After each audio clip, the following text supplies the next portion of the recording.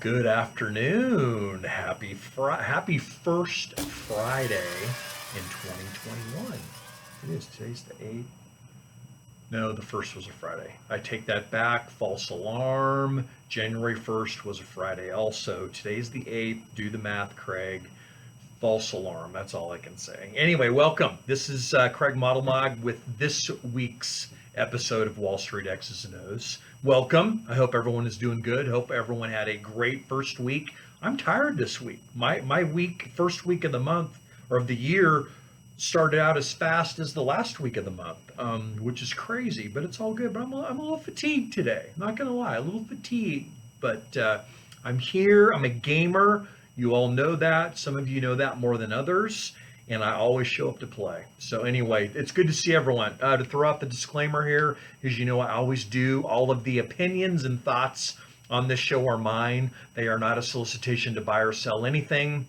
Investments can and will lose money, and they are not FDIC insured. So without further ado, I've got a great show today. We've got some good details, got some stuff we're going to talk. We have to hit the unemployment thing and the employment deal because that's obviously a big economic driver. But I have a key stat that is kind of the wrinkle. If you look at the wrinkle in what is going on, or could be a future driver. So I know a little priming the pump there, if you will. Also going to hit on non-farm payrolls, do a little history lesson there on what they are, why they're important, and then I'm going to kind of close out here. A little commentary about this week. This is a big week.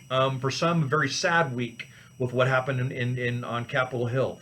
But I've got something just talking about some changes from a demographic standpoint. I've got a great guy that I tune into, Neil Howe is his name. He wrote a book called The Fourth Turning. It's got some very interesting perspectives, so I'm going to touch on that, and then I'm going to close it out like I usually do. But to kick things off, I have a correction. First of all, this comes straight down from the boss, Miss Tanya, my wife, also my partner. As you know, but I'm going to start this off here with an impersonation. So I'm going to test you on who you think I'm impersonating. Okay, and this is going to be really terrible. I'm kind of scared to do it, but I'm going to do it anyway because it's Friday, and you guys know I'm a nut job, and that's just the way it is. But anyway,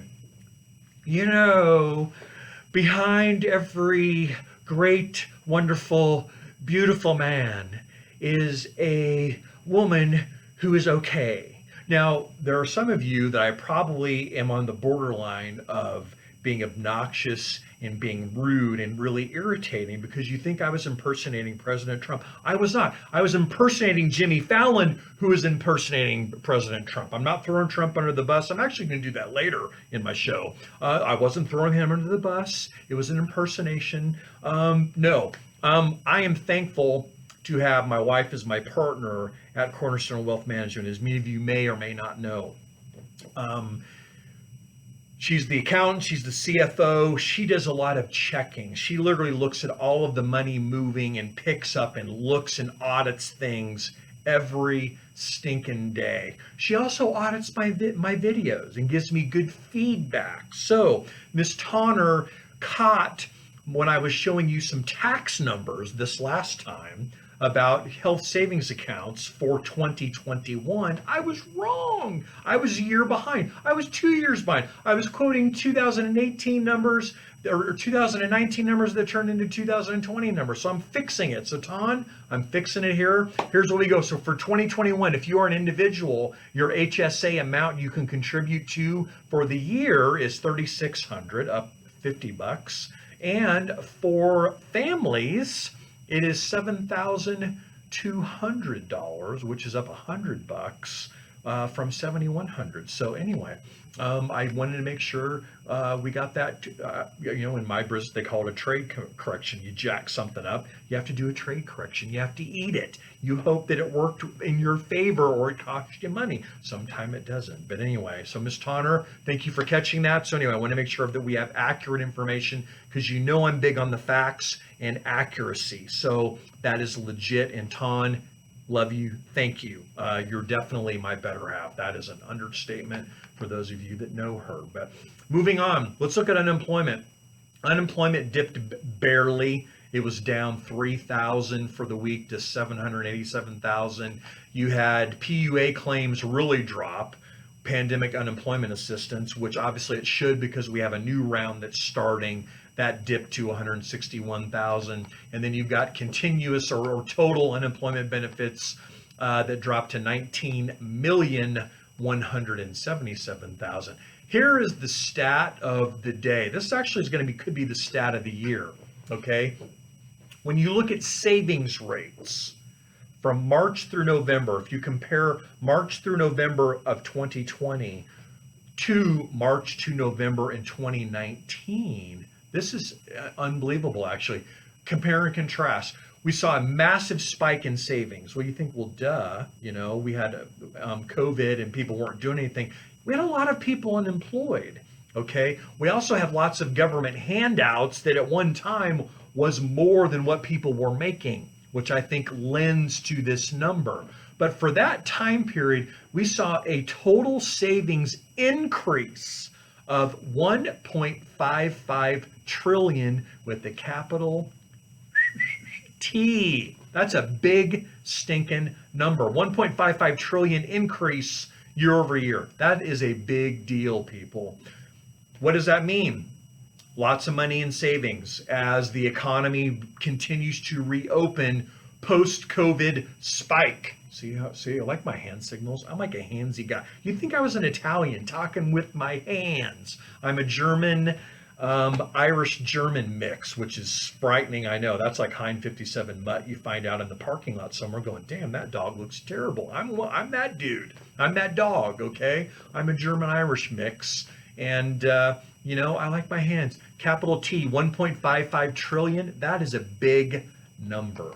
Okay. Moving on here. Let's talk non-farm payrolls. First of all, what are non-farm payrolls? Non-farm payrolls measure the number of workers in the U.S. excluding farm workers. Duh, thus the name. It also excludes some government workers, private households, sole proprietors, and nonprofit employees.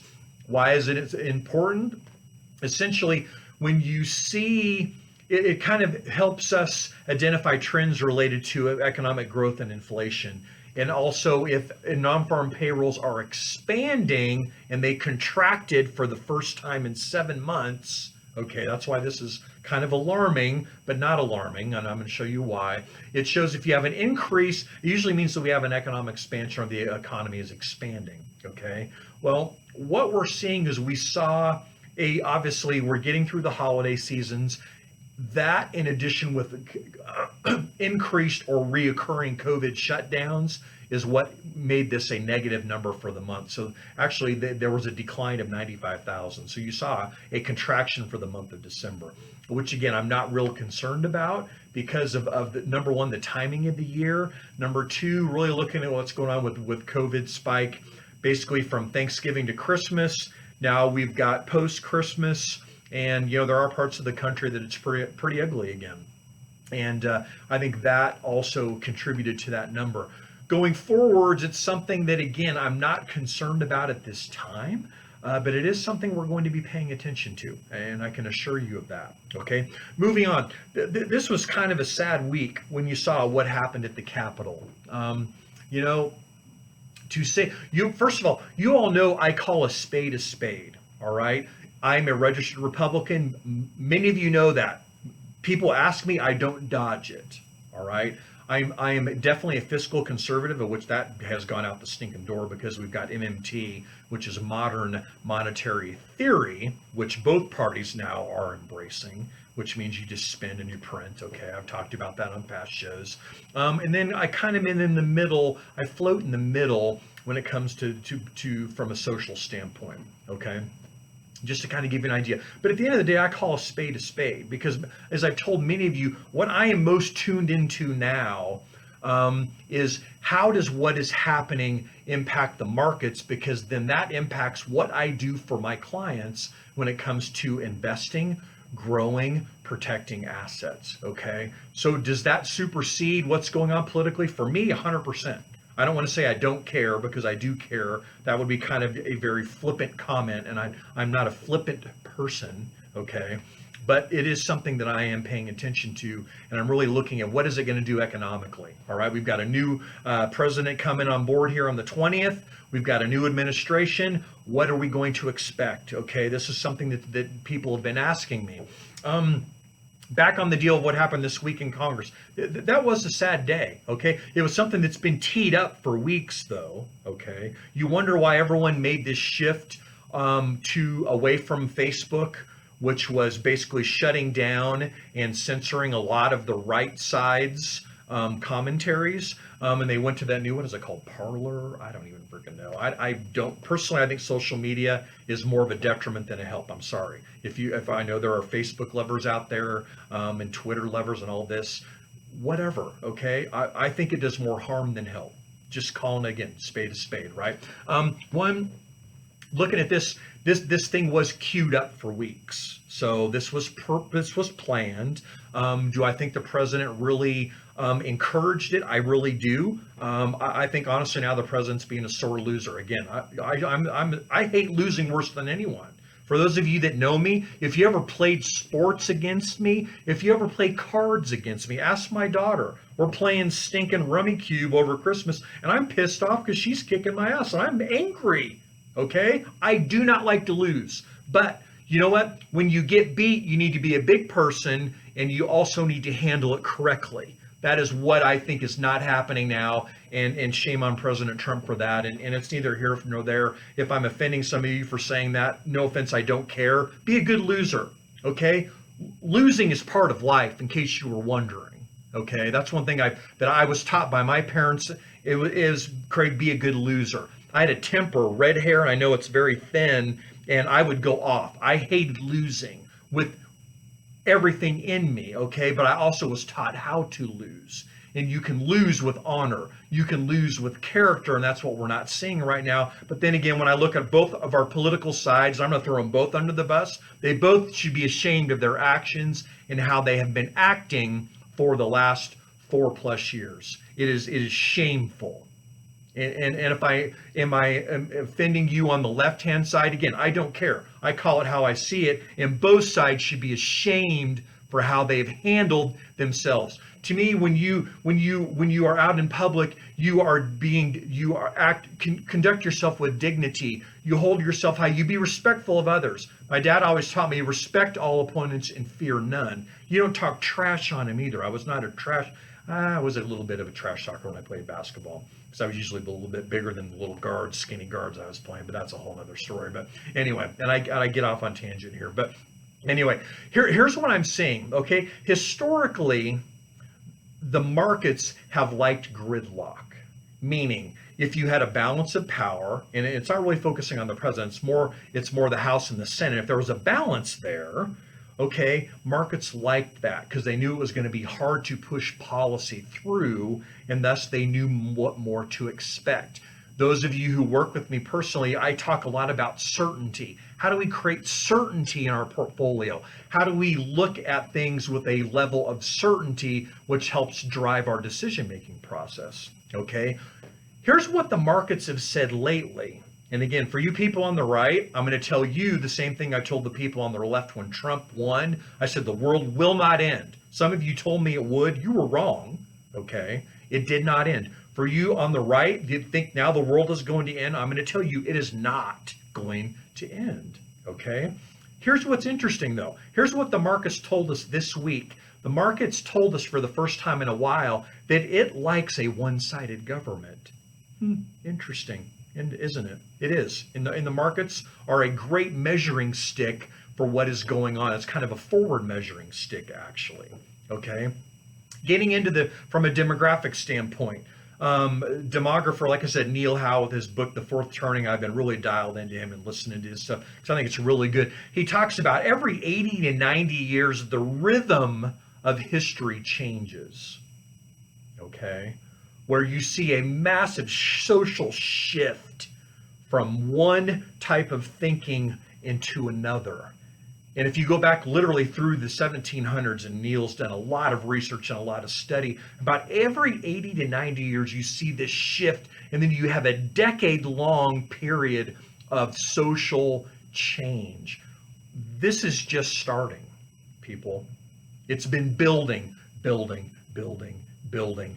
Now we're seeing this shift really start to change. What's going to happen? I don't know. Does it mean one side takes over? No. I think right now, number one, I don't think people in general respect the establishment, which is government right now. I don't think there's a lot of respect. I would argue that regardless of what side of the aisle you claim to be on, your level of respect for government in general may be a little bit blemished right now. I would also say that the faith in the middle, which has been the driving middle class, is gone. It's history. And I think we've seen that, what's happened with all of the protests, with all of the violence, with all of the things that happened this week. Okay, that was just kind of a continuance of what we've seen all 2020. So I think the faith in the middle is gone at this point in time. I would also argue that the Republican Party and the Democratic Party are both at a very critical crossroads, and that they're going to have to define themselves. You have far left and far right. See, it is Friday afternoon and it's 5:11. What am I doing here? It's because I love you guys and I want to pump out some good stuff. And this is good. I'm about ready to close up here. You have far left and you have far right. Their voice is getting louder. Their numbers are growing. To what extent, I don't think anybody knows, okay? But I think both parties are at a crossroads where they're going to have to define. And for those of you that have never joined me, I always say this is uncut and unedited as it is. Somebody is calling me to cut. I don't know. Just so you know, if you call in and I don't recognize the number, that's usually when I don't pick it up, if I'm busy. I have voicemail. Anyway, so I think we're in a very defining moment that we're going to see begin to transpire in front of us, where you're going to see both parties are going to have to redefine what they're about. What do they stand on? What is their foundation that they are going to put out there that they're going to see the people, us, buy into? I'm anxious to watch this. This is very historical. I keep telling my kids, someday you're going to look back on this and go, wow, I was there and I remember that, which is cool stuff. I love history. There's a lot we can learn from history, okay? In closing, and you know I'm going to close fast today because I am actually running out of time. 4 things you need to focus on from an investment standpoint. And this goes in with what's happening with, we have a new regime coming in to take over in the Democratic Party. There's 4 things to watch: the US dollar, interest rates, inflation, and volatility. Right now, we have a dollar that's continuing to go down, and it will continue to. They're going to print more money. There is going to be another stimulus check, most likely sometime in the first quarter. I was right on the last one. I think I'm right on this one. Interest rates. Interest rates are going to go up on the long end. You're seeing interest rates rise. That's why gold is challenged right now. So for you gold bugs, hang in there. Don't freak out. You're going to see the cycle come back, but right now interest rates are going to continue to rise. Inflation is going to continue to rise. Why? The dollar is getting devalued. It's getting more expensive to spend money, and that hurts the people who need it the most. So that's the challenge that's out there for the new governing people, is looking at what they're trying to do, which is devalue, print money. That actually hurts the people they're helping, which is kind of weird when you think about it. And the last is volatility. Volatility today was down. The VIX closed at 21.56. As volatility continues to drop, all these things, you know what they're going to signal? Markets are going up for the next probably 2 quarters. Now, that's what the data says today. You know, I am 100% data dependent. And as that changes, we will change. Right now, the data says markets are going up. So now we're overweight equities. We're overweight large cap momentum, a shift from tech. I had someone call today and ask me, I'm like, wait, geez, I haven't even put this out. Momentum, small cap growth, international, emerging market overweight. That's how we're set. If you own treasuries in any capacity, you better sell them, because you've gotten killed and you're going to continue to get killed. You need to own credit. What is credit? Corporate bonds, both investment grade and high yield. So, in closing, That was a pretty quick close. I love you guys. This is Craig Modelmog for Wall Street X's and O's. Today is Friday, January 8th, 2021. I am fired up about this year. I'm excited. There's going to be great opportunities, and opportunities are present all the time. You have to do your homework, and you have to be patient and look for it. And that is what we're going to do. So good job today. Love you guys. Enjoy your weekend. Again, Craig Modelmog, Wall Street X's and O's. And guess what? I am